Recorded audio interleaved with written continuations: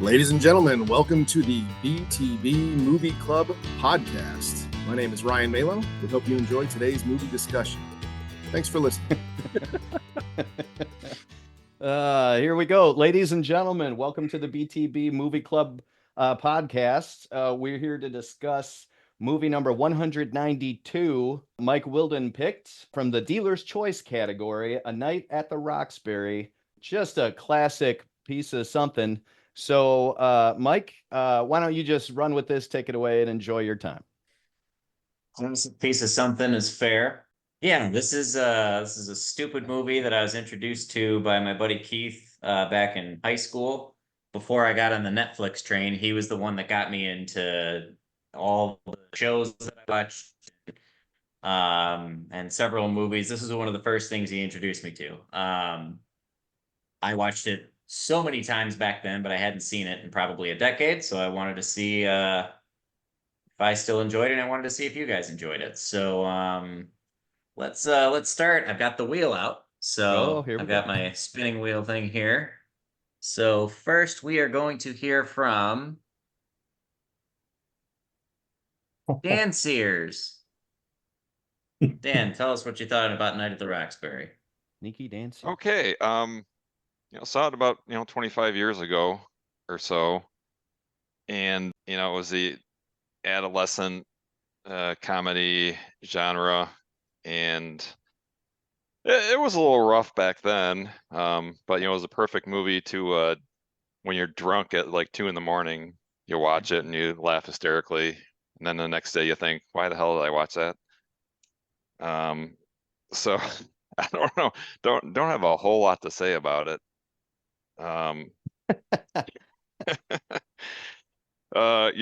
It's not much plot wise or anything like that, but one thing I will say, Will Ferrell, this is one of his first movies, so it's before, in my opinion, he became really oversaturated and obnoxious. I got real sick of him by the mid 2000s with all his dumb movies that he was coming out with. But this one, isn't too bad, because it's early on in his movie career. You can kind of tell it's before he really found his niche. Like he's still in just kind of young Saturday Night Live mode, and I don't think he knew where he wanted to go yet. So yeah, absolutely. Sorry, go ahead, Dan. Oh, he found where he wanted to go. He definitely went there. But it's a movie that it's got a lot of hot chicks who are scantily clad, so I mean that's a plus for it. I was trying to think of the other movies from Saturday Night Live skits. I came up with Coneheads, It's Pat, and most of them bombed pretty bad. Wayne's World. Oh, Wayne's World, yeah. Wayne's World, yeah. Blues Brothers? Technically, isn't Blues Brothers? Blues Yeah, Brothers. Blues Brothers. Yep. Yeah. Did they come out with a Hans and Franz movie? No. But they did come up with a Ladies Man movie, so. Oh, did they? That's They right, did. they did. And more recently, MacGruber. MacGruber. Yep. Superstar, too, was Molly Shannon. Superstar, yeah. Yep. Stewart Saves His Family. But yeah, I couldn't think of any others. Church Lady. I'm trying to remember if they came out with a Church Lady movie. No. Okay. But anyway, these guys said that they were in high school for 7 years, and you certainly believe it in the movie. I mean, it's a credit to all the teachers out there. Wanted to give you guys a little shout out for that. I mean, I don't think any teacher in the history of teaching could get these guys to graduate in 4 years. So, one funny thing I did remember in the movie is when they're in the car and they're arguing, when they had their big blow up argument, whenever they showed Chris Kattan, there was a car next to him, and the guy had on a shirt and a hat. And every time they showed Chris Kattan, it was the same guy, but it was a different car. It was like a van he'd pull up, and then it was a different car. It was like a Jeep, but it was the same guy throughout the whole thing, whole sequence. I thought that was pretty funny that they threw that in there. But yeah, that's about it for the notes. It's a little rough here in 2024 for A Night to Roxbury, but yeah, I guess that's about all I got to say. Mhm. Yeah, there are definitely parts of it that don't hold up. I agree. But but yeah, you're right, there isn't that much plot wise, but I do think that they do get a lot of mileage with the very little that they start with just, two guys going out clubbing. That's the whole skit, and then hitting on women. And obviously it's no Oscar winning plot or anything. It's very dumb, but they get a lot of mileage out of just that idea. Um, whether you enjoy it or not, obviously, is a different story. But let's move on. Well, real quick, Dan, did you have a favorite character? Favorite character. I'm going to go with policewoman. What's her name? Jennifer Coolidge. Mm. I think this was before she became the MILF, like a year or two before that. Well, there were a few people in this movie that I hadn't even thought of. I mean, they actually got some stars. I mean, Jennifer Coolidge early on. This is the on-screen debut of Ava Mendes. Michael Clark Duncan is the bouncer. Yeah, they had a few Yeah, bigger the stars in priest here. is the guy from SNL. Yeah. Mike McConley, is that his name? He's from Kids in the Hall too, isn't he? I'm not Back, sure about I that don't one. know.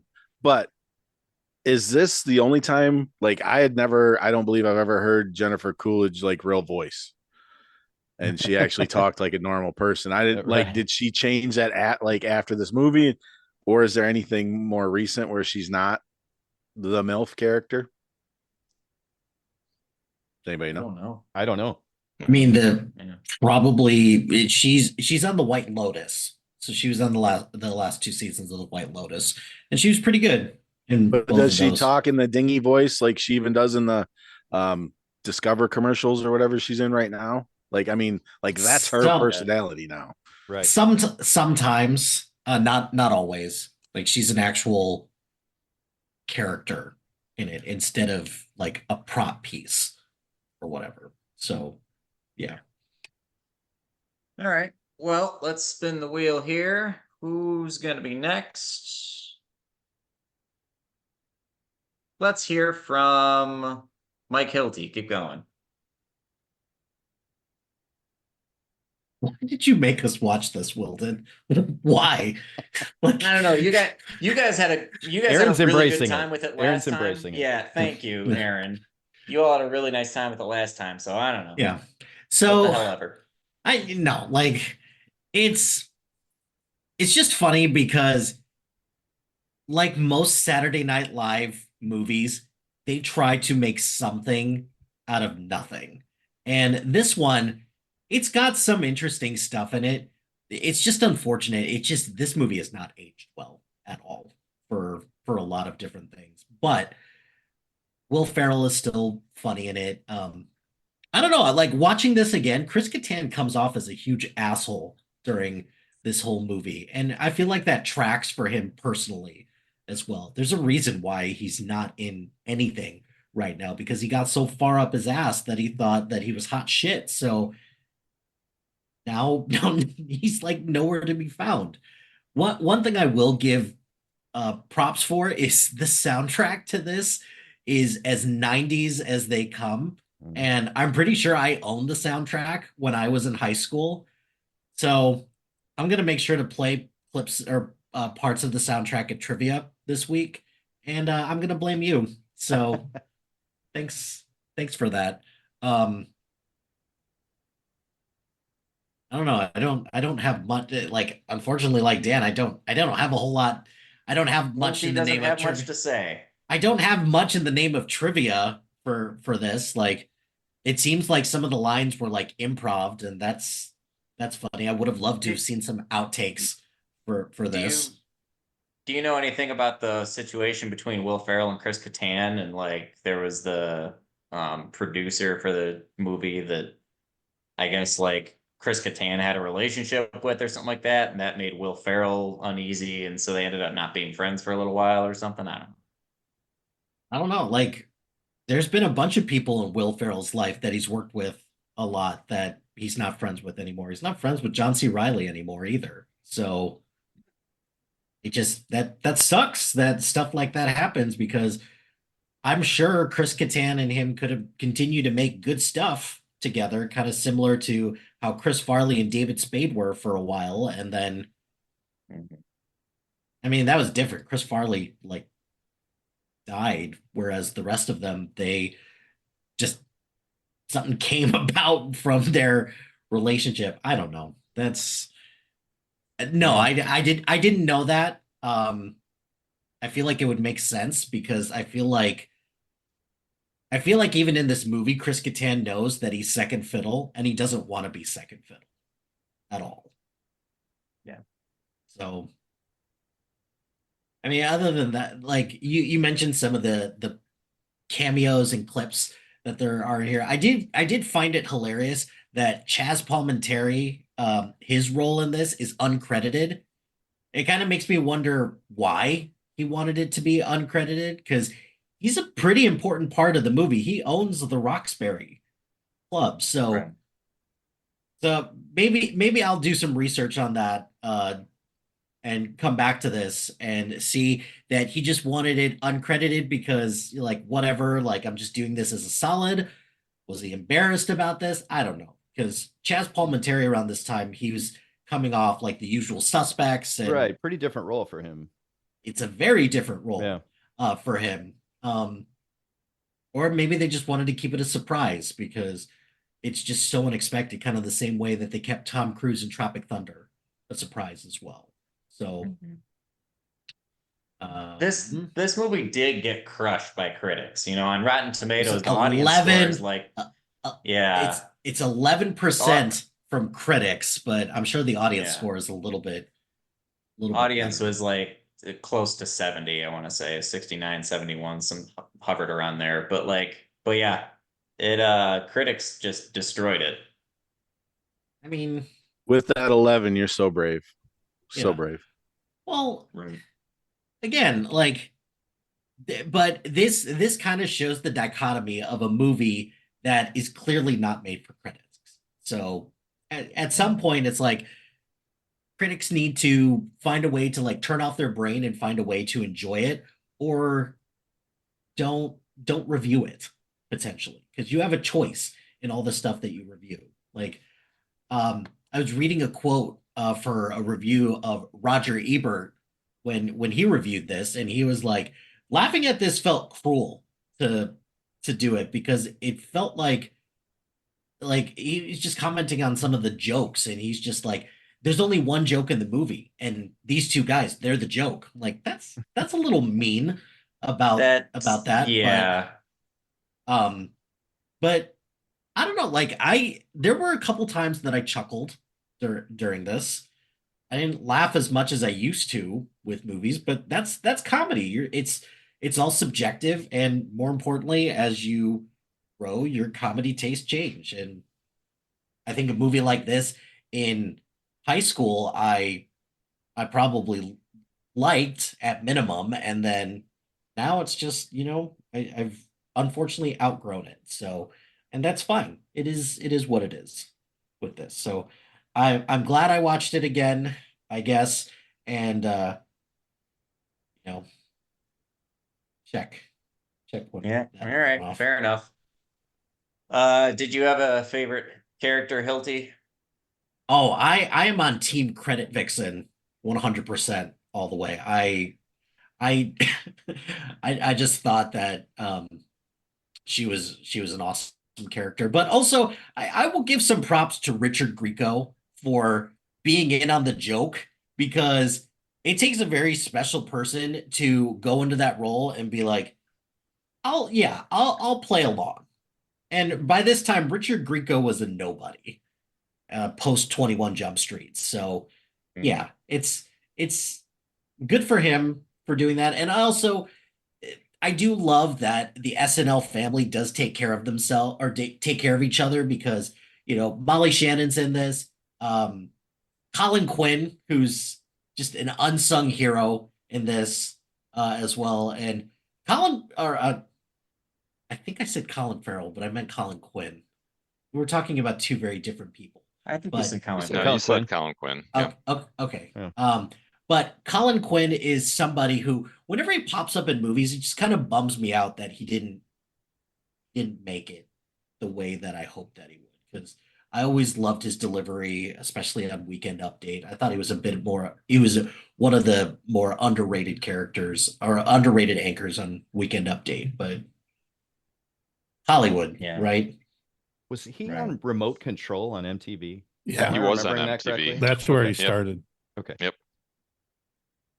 I watching this back, I didn't understand them when I was younger because I guess I didn't know as much about SNL. But the two big kind of shout outs to SNL, but one's a little more obvious when Zadir's like, "Wait, I have to say hello to Jim Carrey," and does the smoking line and everything.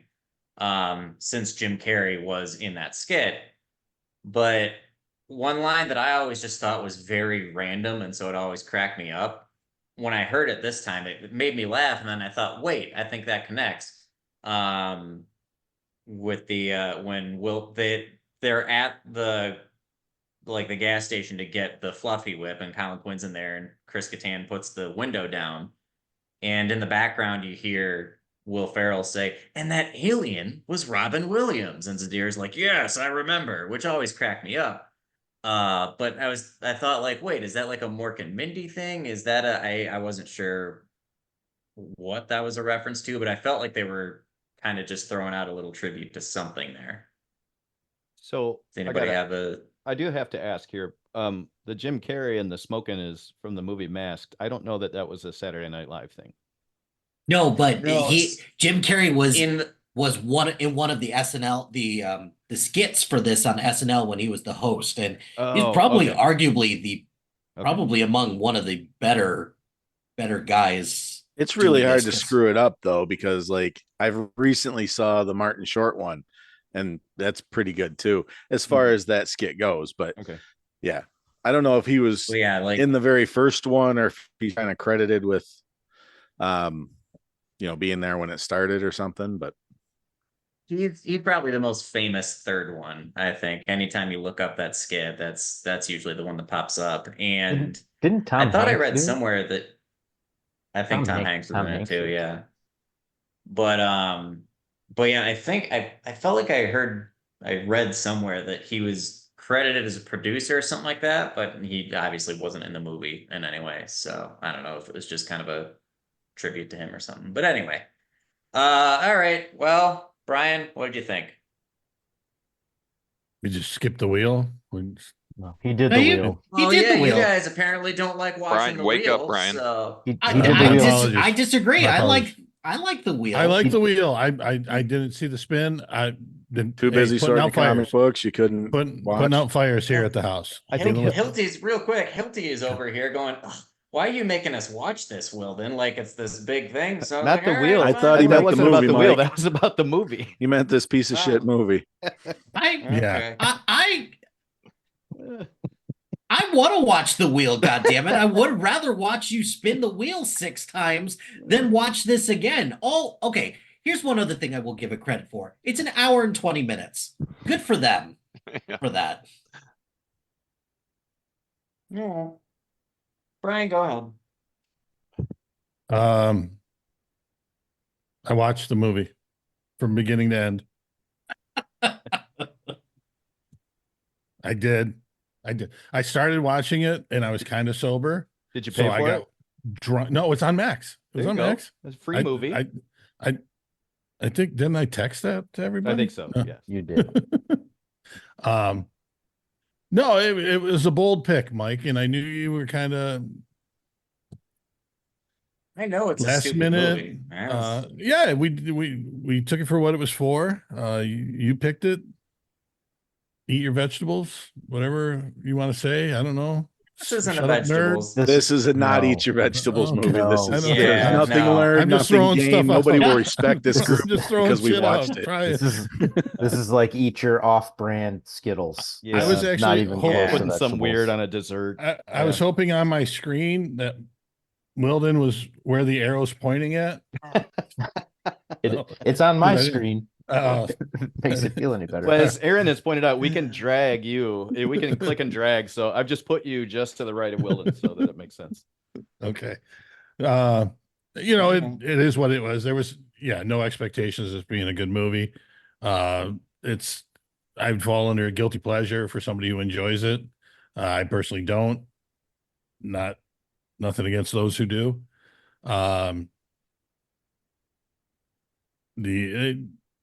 Catan, Dick older brother, or I think he was older, or whatever. Farrell, first few movies, so I thought he did well, and there needed to be boobies. I think that's what would have saved the movie. Did I almost get a spit take out of you there? What? Always. Hot tub, It just, hot tub. every time you talk, I'm drinking, and that's a terrible idea. I don't know why I do that every time. So I think Chaz Palminteri was just embarrassed that he was in it, so that's why he didn't get credited. And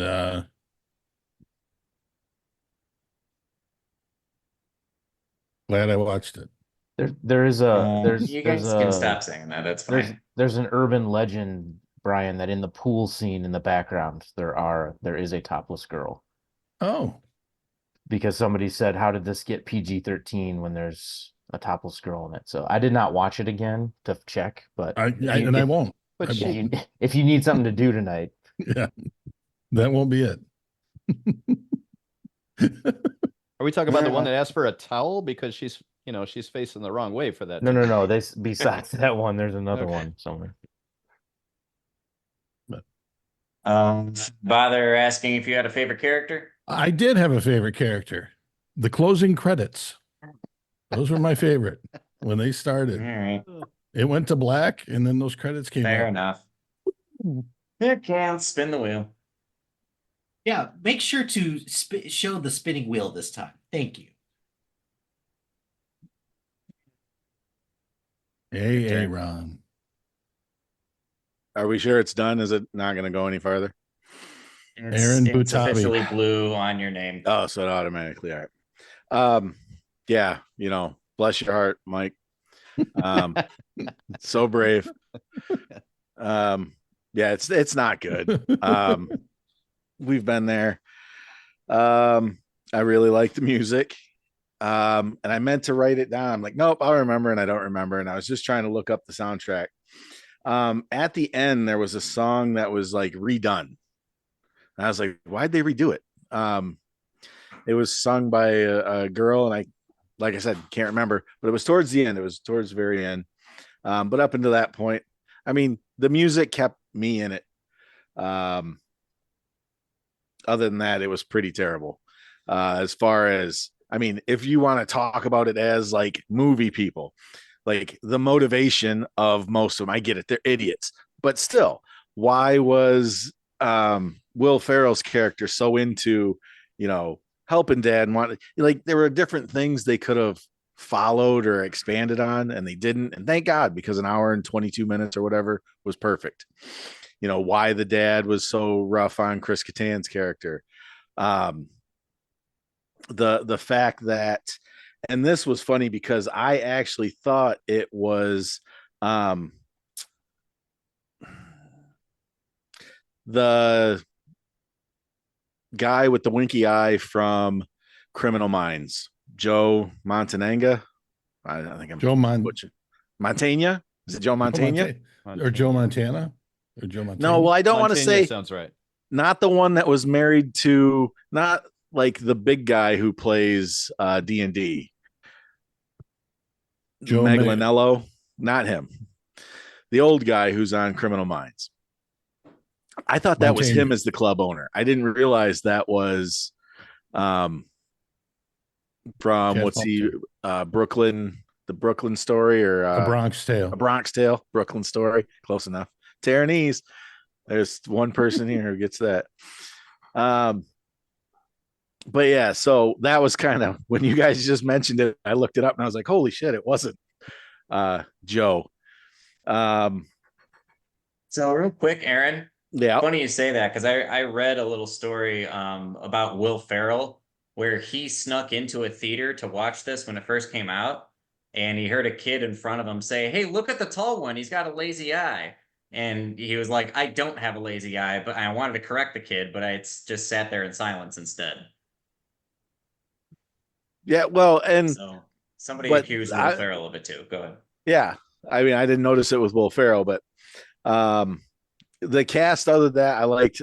You guys already talked about Colin Quinn, who does still do fairly well, I believe, in like stand up and stuff. He's not, totally out of it. I think he makes a pretty good living.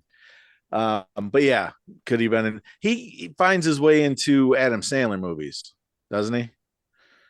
I want to say that's where I kind of think sense. he does okay.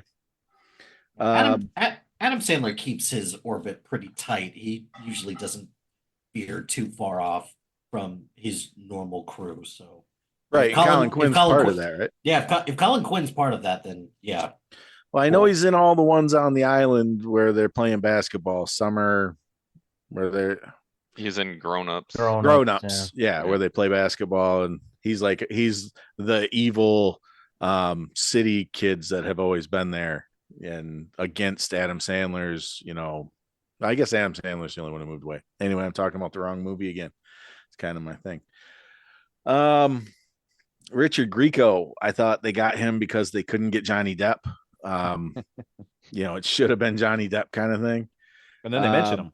Mm-hmm. Yeah. Oh yeah. I don't think they were subtle about it either. I think they were like, you need this paycheck as much as we need you.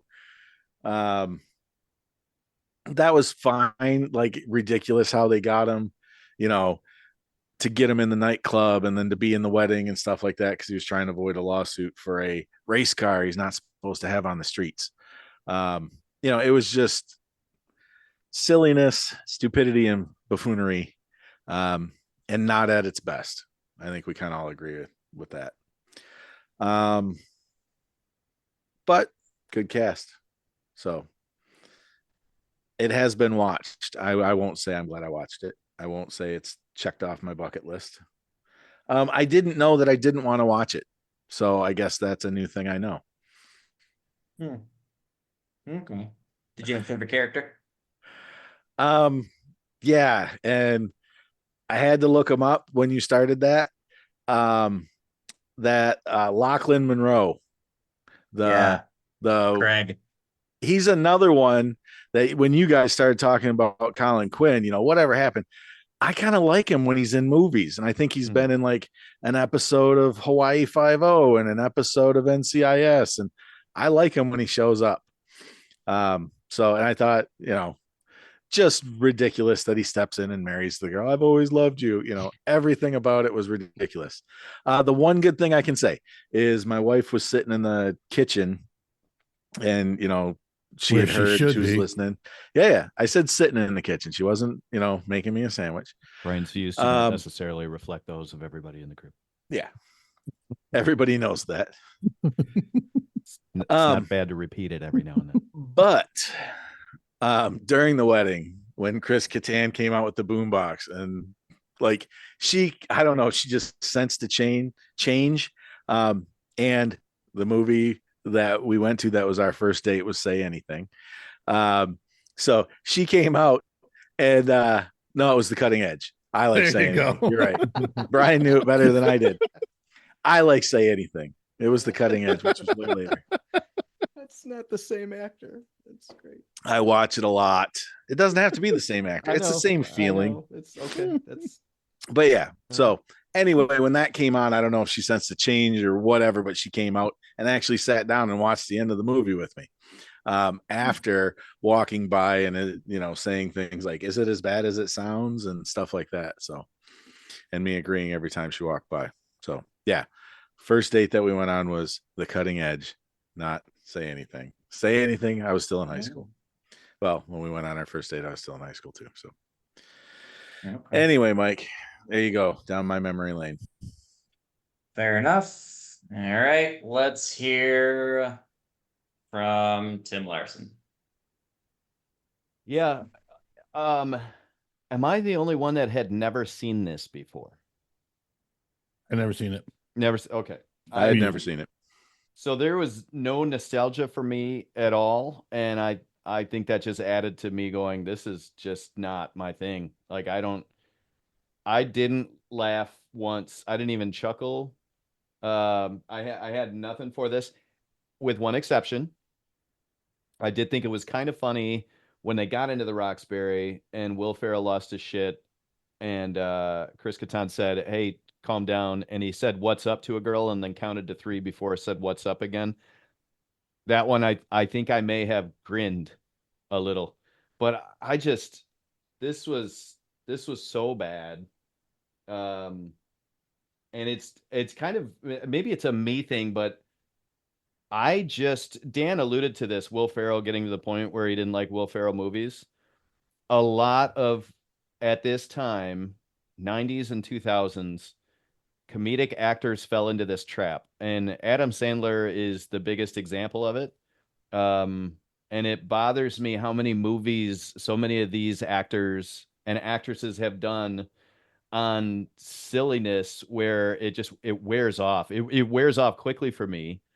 Um, and I'll give you a list of them. Like Adam Sandler, I don't think Bill Murray is as funny as Bill Murray thinks he is. He's great in several movies, and then other times I'm like, you're doing a inside joke that I just don't get. And I'm this sacrilege, I know, but I put Dan Aykroyd in that category too. But like Melissa McCarthy, even when she came out, was fantastic. And then after a couple movies, I'm like, I've already seen this. I don't need this anymore. And so even Mike Myers, who had a great run with lots of movies, puts out The Love Guru. It's like somebody needs to stop them. And I think I'm gonna go back to Hilty's comment back from your last movie, Mike, Winnie the Pooh, Blood and Honey. Like Oh, it's no, It no, it's no, wasn't no, the no, last no. movie. He had Kill Bill. How dare Oh, you I'm Thank sorry. you. I'm say sorry. that? Your last bad movie. I meant your last bad movie is what I meant to I say. will gladly come to his defense But for no, no, that. no, no. I meant Blood and Honey, where Hilty said it's our fault for watching it, right? This movie cost 17 million and made 30 million. This was a money-making movie. And so there is a transfer, especially from Saturday Night Live, for the public going, yeah, I'll watch them in a movie.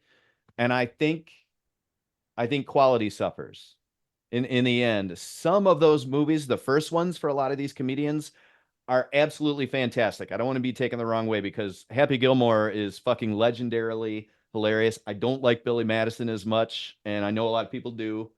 Um, but like, here's an example: Blades of Glory.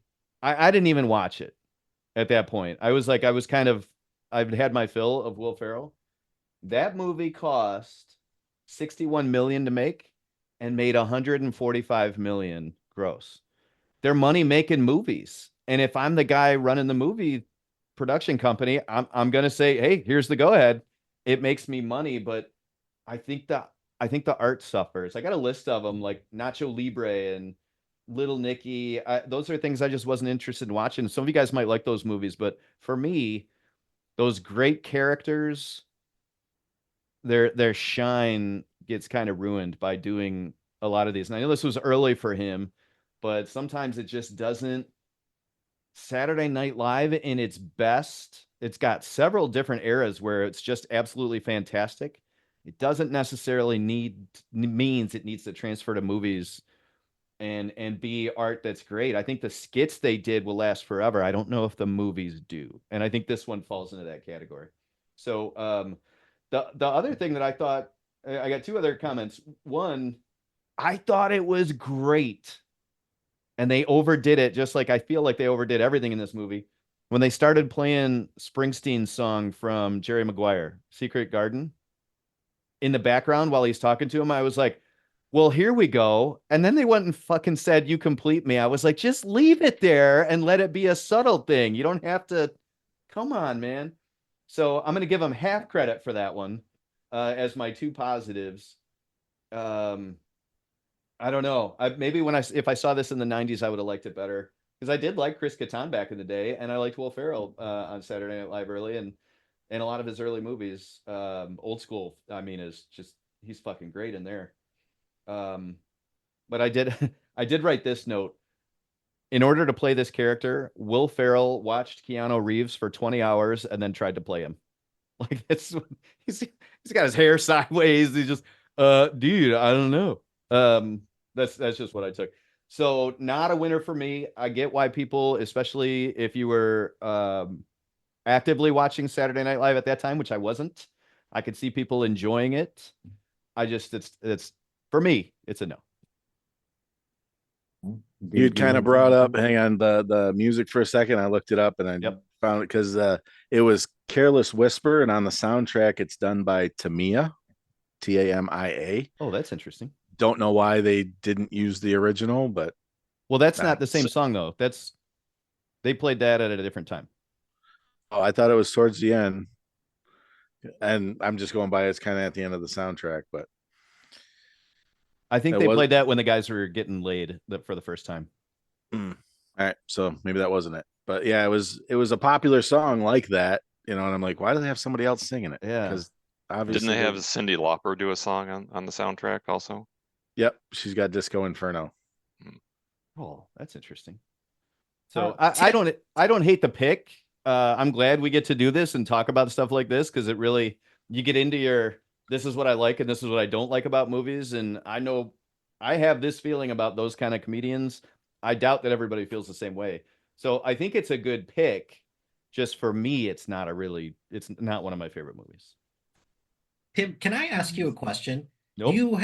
You listed like a lot of comedic actors. Shut up. A lot of comedic actors in there.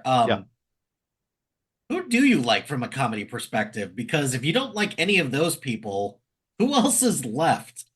So, right. But what I'm saying is that's not absolute because I really do like Bill Murray in Caddyshack. I really do like Dan Aykroyd in Trading Places. I love Eddie Murphy in almost everything he's done.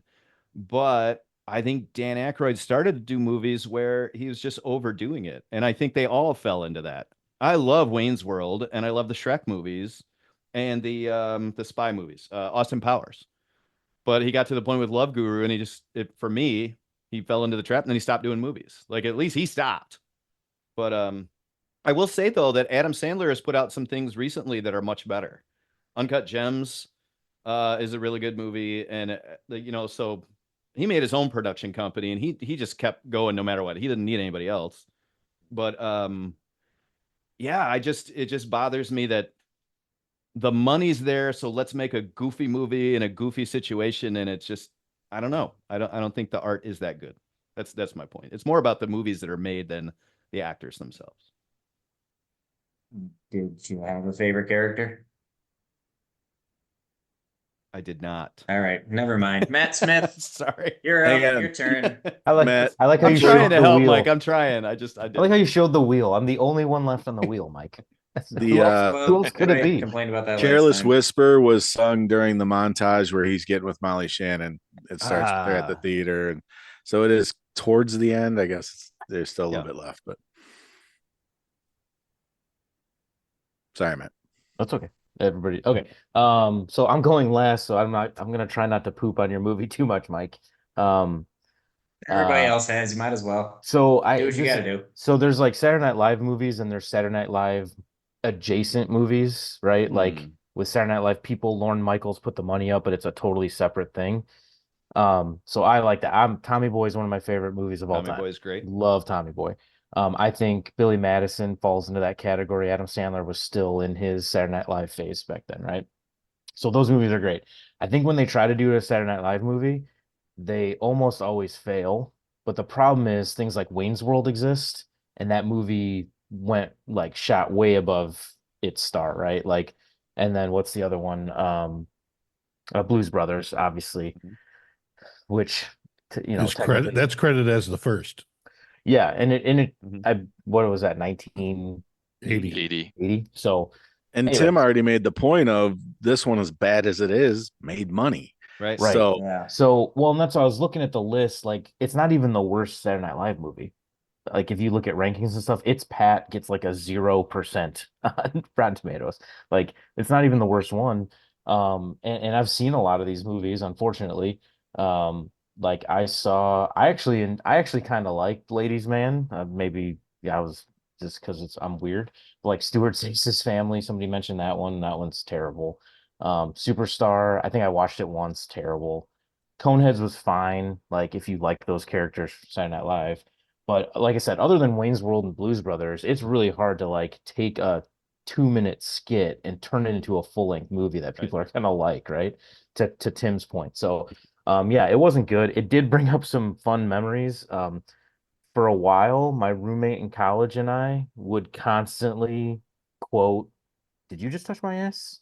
And then my roommate would say, "Sir, from where I am standing, that is a physical impossibility." And for whatever reason, we found that hilarious. So this movie did give us some joy in that realm. We got to quote it a lot. I did see it back then. It wasn't that good back then either. But I don't know if you could make this movie today either. Like, because 98, right? 98, the internet was obviously around, but not like today, man. Movies before they even come out have a negative score, right? Like movies before they even come out, people are already bashing them on all the review sites. So I think this movie never would have made it, to Tim's point. It never even would have made money if it got made today because it would have already been canned. Like people would have been just panning it all over the place. It kind of came out at the right time to make money. And again, I think it's that star power Let me thing, ask you a right? question though. Yeah. We know this is early for Will Ferrell. What about Chris Kattan or Kattan, however you pronounce his name? Before this, he was in no movies. He was in some TV. Yeah. So maybe it would have made money anyway, just because of the characters. I mean, that's how it makes money in the first Yeah, place. maybe. And It but I ain't the think plot. right. I think if they no, made but it, if they Matt, are made you it, kind of saying people would have went to the theater on that opening weekend and all came out of the theater and been like, "Holy shit, this is garbage," but they already paid their $12. right, You right, know, yeah, where nowadays it would have been stopped before anybody went to see yeah, it. nobody would have even seen it. Or they would have had to get Jim Carrey, Tom Hanks, who the other one, Martin Short, you said did this once. Like they would have had to get all those cameos to even make it worth it. So yeah, it's not great. It's got a couple funny lines. Chris Kattan, the best movie he ever was in was Undercover Brother by Yeah. no, it's not even a contest. If he made like Corky Romano, remember that movie? Corky Oh, yeah. Romano. Yeah. He was in and then he's done a bunch of voiceover stuff too. So his career did not take off. So that's probably why he's pissed at Will Ferrell. But um yeah, and Will Ferrell early career, Saturday Night Live still going, and he made some really good stuff. But to Tim's point, man, I think they went with the volume, right? The quantity over quality, which is sort of like the Saturday Night Live thing to do, right? We're just gonna throw a bunch of stuff out there, and if you like one of them, we've succeeded. So, yeah, I it's fine. Like for the time era, it was a stupid, like hour and 20 minute throw it on in the background thing. I would not watch it again if I didn't have to. But yeah, so whatever, man. It is what it is. Like it's not the worst movie ever made. So you got that going for you. Well, to continue the conversation about like those actors making the bill and having it make movie, it really says something about how can I put this? Like the pop culture status of SNL. Like when SNL is doing really well, those stars are giant stars. And probably the volume thing that Matt's talking about is agents going, "Hey, cash it in now because Yeah. it's not going to last." Well, and You're like, you this don't was know the it's going to last, so cash it in. right. This was the Right. tail end of that 90s SNL run too, right? If you think Yeah. about those casts when they had Sandler, Farley, Spade, Tim Meadows, the guy who Gary, what's his name that got shot or whatever? Norm Macdonald. Sorry, I don't think that's who you meant, but that's just the name that Mhm. popped in my head. The guy who was Troy McClure in The Simpsons. Phil Hartman. Phil Hartman. Phil Hartman. Hartman. Gary. That's who Tim Phil was trying Hartman. to say Thank too. you. Sorry. Like that was That Like, was how what dare you call him Gary? I don't know. I called him Troy McClure. So, but That is an accurate statement, though. Gary is just nowhere in the realm. man, Hilty's fired up about Oops, stuff oops. today. Hilty got muted again somehow. I don't know how that Weird. Anyway, so Shut this up, was the nerd. Space bar. Yeah, This- shut up, nerd. so this was the tail end of that, though, right? Like if you think about, when it got into the 2000s, I think that's when SNL took a little dip before, it kind of came back, Yeah, if it ever right. came back. I don't know, but yeah. So whatever. It's not the worst movie in the world. It's got a couple of sweet memories for people. It's a funny skit on SNL, but it definitely shouldn't have been extended into an hour and 20-minute skit. So, which is basically all this movie is, if you think about it. Once again, And except that it made money. yeah, my favorite That's hard to character. argue with. My favorite character, by the way, is Dooley. Sir, from where I'm standing, that is a physical impossibility. Yeah. I Good did look deal. it up. Thank you, Matt. I was hoping it made like 25 million the first weekend, and then nobody went and saw it, but it only made like 10 million the first weekend. So All right. So People went to see it after their friends said how awesome it was. I mean, like Mike so said, the audience score was pretty good. So somebody out there this liked it. does have a bit of a cult following. All right. Well, what to say here? This is wow. This got burnt to the ground here. First of all, yeah, it is a very stupid movie. At no point did I think that this was going to be anybody's favorite. I'm a little surprised that it's been as universally hated in this group, but I get it. I think part of it for me is definitely nostalgia. I was a teenager, when I was introduced to this movie. And, that was the kind of dumb teenage humor at that time that this fit right in. So I think if anybody was paying to go to see see this in the theater and then was telling their friends go see it, it's probably people my age. I didn't see it in the theater. I saw it on DVD, but regardless, that's probably what it was.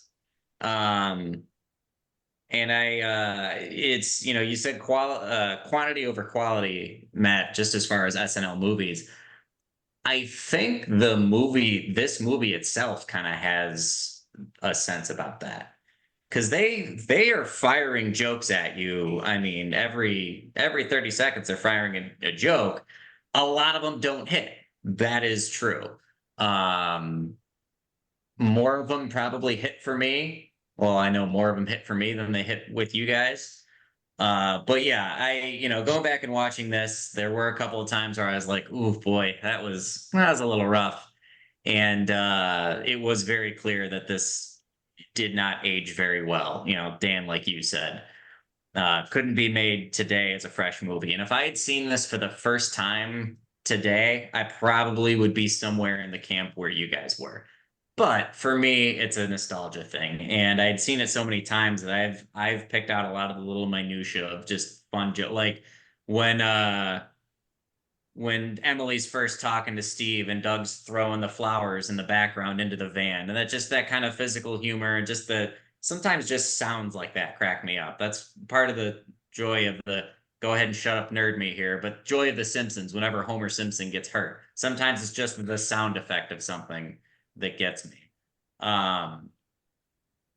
I don't know. I I enjoyed watching this back. I didn't enjoy it as much as I did when I was younger, but I liked it. But again, I was picking out a lot of the little things because I knew this movie pretty well. I could probably recite a lot of this movie. And I'm probably in the cult of the cult following. How old were But you when you saw it, Mike?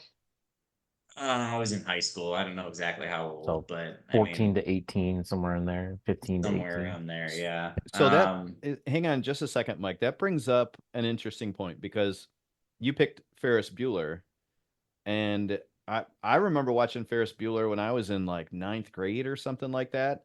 And Ferris Bueller was an absolute hero. Like this guy, I fucking love this guy. And we watched this movie as adults and we're like, he's an asshole. Like he doesn't care about his friends. He doesn't care that his friend's car gets ruined. He doesn't this his He parents. disrespects What a teachers. dick. Yeah, he disrespects his teachers. It's terrible. And I wonder if it's not something to do with that. Like Yeah. those guys were never a lot older than me. I So just saw a meme that I totally Oh. agree with. It said, "At my age now, I identify less with the Breakfast Club and more with Carl the janitor." yeah. Yeah. Right. I'd want to point this out too. This movie was pretty popular for people my age back then. I had a girlfriend that brought me. I graduated in 2006, but I went to prom in 2007 because I was dating a girl that was graduating that year, and the theme for that prom was A Night at the Roxbury.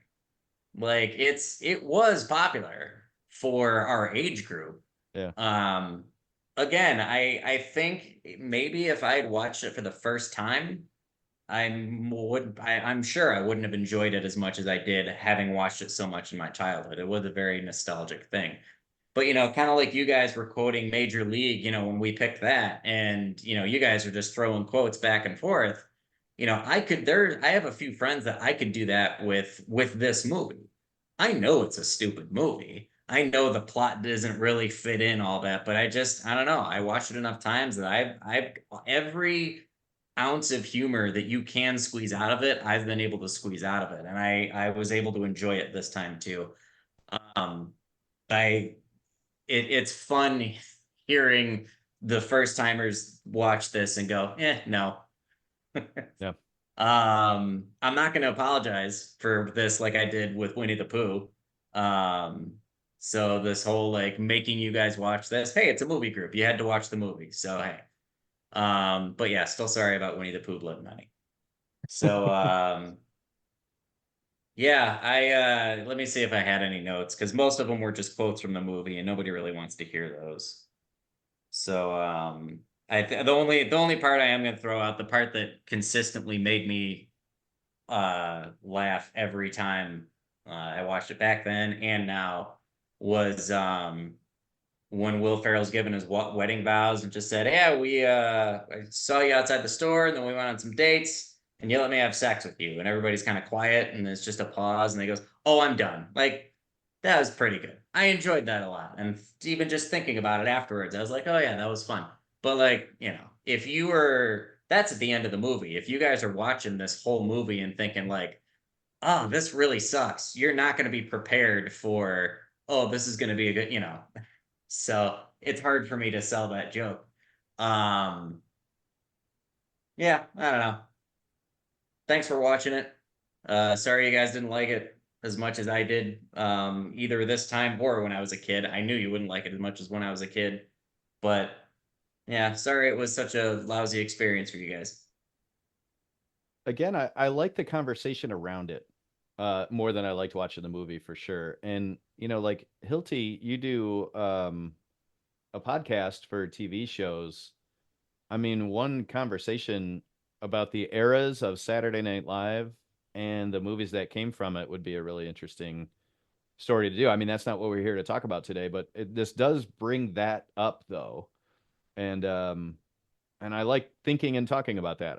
I haven't been as religious a Saturday Night Live person as a lot of other people, but it's an important show, and it's brought up a lot of things in pop culture that are a lot of movies come from it. So they did better than I did my life.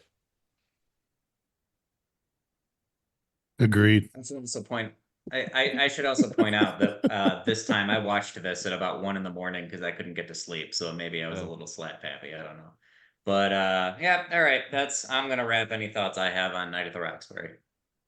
All right. Well, we've spent our night at the Roxbury. It's time to put the whipped cream down and move on. So, Aaron Lashbrook, it is your turn to make a pick here. It's Side note, dealer's real choice. quick, Aaron. Thank you for dressing up. Even if you didn't like the movie, I appreciate that a lot. I like that costume. Sorry. What costume? I mean, these are my clothes. Like I own this. Everything I'm wearing, I own. I made that abundantly clear. That's my worst fear of ugly sweater day is you insult someone's sweater that they actually like. Yeah. That's my worst fear. We worked with a lady who I won't say her name, I guess, because we're on a public thing, but she wore grandma clothes, right? And I was always afraid on ugly sweater day she would be offended by what we wore because it was like what she wore every day. Yeah. Right. Or similar going down that road, and like I think I saw it in a movie or a TV show before it ever happened, but I was like, holy shit, that could have totally happened to me. Like walking up and being like, oh my God, congratulations. For what? It's like, holy shit. Yep. I'm not pregnant, you asshole. Aaron Lashbrook, it is your pick. What are we watching next week? First off, Tim, you being the musician you are, I was just wondering, has anybody else, Mike, is that a new piano behind you? Keyboard, whatever you want to call it. I've never noticed it before. Not you, Whildin. You don't own a keyboard. Well, I'm in my parents' office. I didn't know, so I last week I brought it up. My daughter plays piano, yes, so we needed to make room for it for more crap in the playroom. So the pack and play filled with crap is now gone, and now we've got a fancy. It looks good with the mobile. Keyboard. Yeah, that was the aesthetic I'm going for. Yeah. So I was just cool. wondering, Tim, have you noticed it throughout the podcast that it's been there through the? After I had to leave because of losing power and I came back on, we actually all talked about this. We were just really drunk. The piano being behind him? Yep. Shit. That's why I'm drinking beer. I got way too fucked up these last 2 weeks. I mean, way too fucked up. So do we? It's got I'm wondering, can you tell? Because I'm not a musician. Like, I'm watching the keys light up. Obviously, it's like to train to play a song. Like, can you tell what song is playing in the background? I'm being 100% legit. Like, oh, no. Have you looked at that at all or noticed it? Or like, it's caught my eye a couple times when people are talking. I'm kind of watching the keys that are being played, and I was just like, is that a song anybody would know? Or is it? I don't know. That's in order to have any chance at that, I'd have to have more of a up top view. And even then that would be shaky. Okay. You can't tell it's playing We Didn't Start the Fire right now back here, or okay, that was going to be my guess, but yeah. I didn't want to say it then. Should have taken I totally Damn it. totally kill that in karaoke, just so you know. Nice. It looks like hot cross buns to me, but okay. Oh no, there's obviously chords and stuff because there's 4 or 5 going at a time in different hands. Got to plug it in. Okay. Chords, plug in. Yep, I got it. Man, sorry. That was good. That could have been in the night at the Roxbury. Yeah. Yeah. Give me that. I probably could have. Which I didn't need, but I thought it was cute. Tim, please tell the group the amount of heads up you gave me about picking a movie. Oh, I do like to let everybody know when it's their turn to pick a movie, and I try to give them a text or something. I sent Aaron do you know that it's your pick at 8:54, which is 13 minutes ago. I was gonna screenshot it and then like crop it and put it into an everybody text. Yeah, that might be a record for the latest heads up. But I knew. I also knew because I went to take a peek at the list. Why'd you delete the alphabetical order list? I didn't it's gone. Anything. Okay, it's gone off the spreadsheet. So I made a new page and called it Alpha and put a new alphabetical order. Okay, because maybe somebody else was fucking around and deleted it because you can all change it probably. Right? Yeah, I think everybody has editing rights. So I just thought, Hilty, what did you do? Aaron has changed the scores on his movies to make his total be higher. I have not changed the scores. It's not a contest. It's not a contest. I've put in subtle sub notes. But anyway, so the movie we're gonna watch, it's not on the list. Kind of curious to see, yeah, That's a good start. I checked it earlier today. Well It's kind of done. the Well only done. qualification, really. 1980s Flash Gordon. So Oh, Oh. 1980s Flash Gordon. yeah, Flash. Universe. That's pretty good. That's pretty good. I do what I can. because it does have a banging soundtrack. It does Um, actually look like that's what's being played on the keyboard back there, right? who has seen it? Has anybody 1980? It's been Flash a Gordon. long time. I probably saw it Okay. on TV at some point. I seen it. don't remember. So it for very everybody, well, it's but worth I a have seen second it. watch at least. I believe. All right. Ladies and gentlemen, the movie is Flash Gordon. We'll see you next week.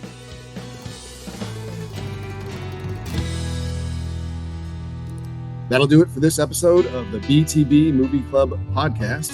Thank you as always for listening. We know we enjoyed ourselves. We hope you did too. Have yourself a great week. We are partnered with the SPDM Crew Podcasting Network.